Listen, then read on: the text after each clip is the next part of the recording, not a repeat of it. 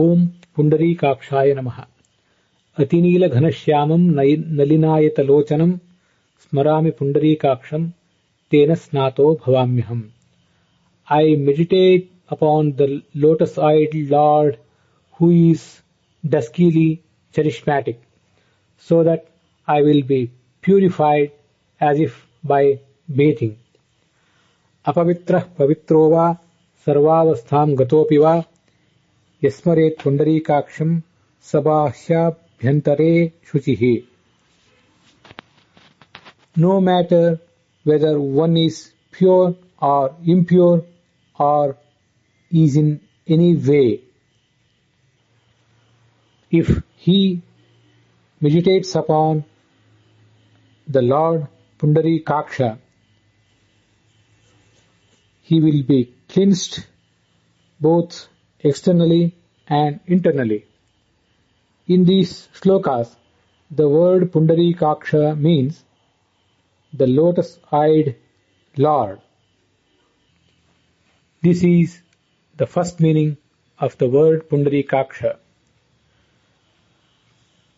The word Pundarikaksha can be interpreted in another way also.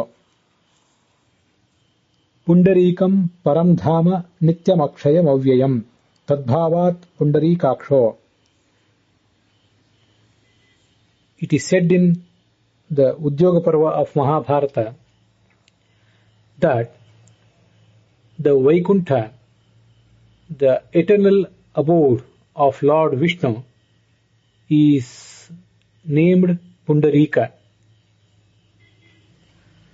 is said Pundarika, and the Lord who stays there is said Pundarikaksha. And finally, here is the third meaning.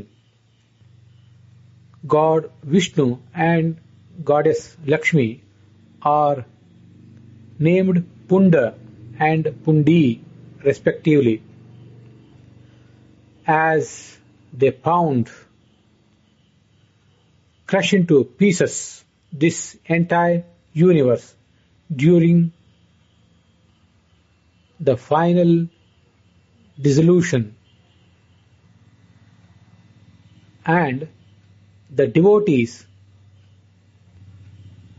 who try to know the greatness of Lord Vishnu